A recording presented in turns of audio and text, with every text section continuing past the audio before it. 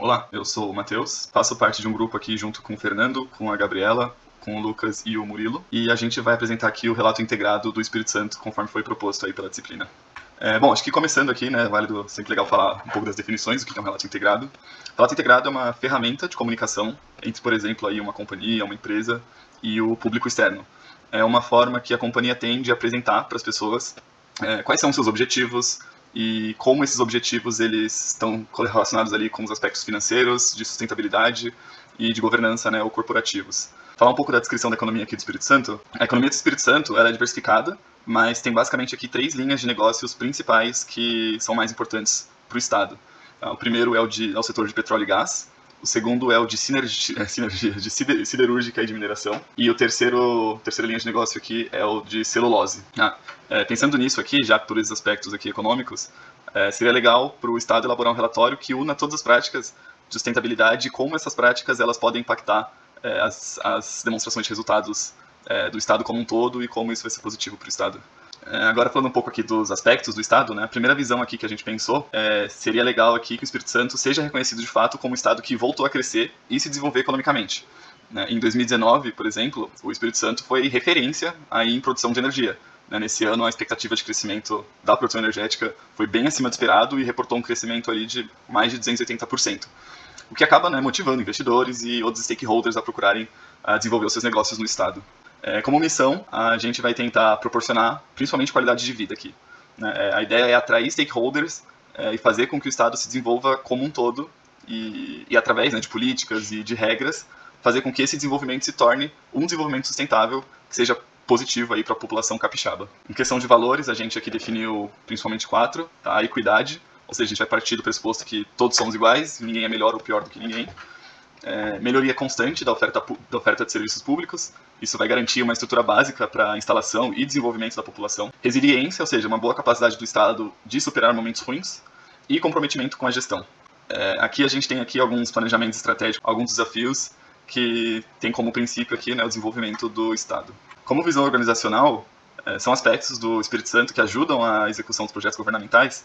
Algumas métricas, como por exemplo o desenvolvimento, o agronegócio diversificado, gestão demográfica e equilíbrio fiscal. Em contrapartida, tem alguns fatores aqui que podem dificultar essas execuções do governo, como por exemplo a arrecadação fiscal em excesso, atraso tecnológico e alguns outros fatores. Como ambiente externo, além dos aspectos internos, o desenvolvimento do Espírito Santo ele pode estar exposto a alguns fatores externos, como por exemplo a posição geográfica, o mercado de commodities, o petróleo e gás, novas tecnologias e o setor produtivo. Como exemplos aqui de fatores negativos, a gente tem aqui os desastres ambientais, corte de investimentos externos e políticas nacionais que podem impactar o Estado. E para a governança, para a manutenção da governança, vai ser utilizado aqui o planejamento estratégico como ferramenta de gestão da eficiência e aplicação dos recursos que vêm do Estado. Vão ser realizados também projetos estratégicos monitorados e também os projetos analisados e vão ser priorizados, levando em conta aí a sua relevância e a viabilidade. A economia do Espírito Santo é fortemente influenciada pelo comércio exterior, tendo um grau de abertura comercial superior até o do Brasil. Assim, questões envolvendo, por exemplo, Estados Unidos e China, que são os maiores parceiros comerciais internacionais do Espírito Santo, podem impactar fortemente sua economia. Além disso, o Estado possui uma pauta exportadora baseada em poucos produtos e de baixo valor agregado, especializada principalmente em commodities, cujos preços oscilam muito. O relatório apresenta 9 áreas estratégicas para o Espírito Santo, que nós destacamos 4 delas. Infraestrutura para crescer, que visa criar condições necessárias para adequar a oferta de infraestrutura logística à demanda do Estado. A segunda, agricultura e meio ambiente, que busca atender prioritariamente a agricultura familiar, que representa a maioria do território agrícola do Estado. A terceira é a gestão pública inovadora, que tenta garantir uma alocação de recursos mais eficiente e tornar o Estado cada vez mais apto a promover sua função social. E a quarta, o desenvolvimento econômico, que visa manter o equilíbrio fiscal, que já é característico do Estado, o que permite manter a segurança e o espaço para realizar políticas públicas e investimentos.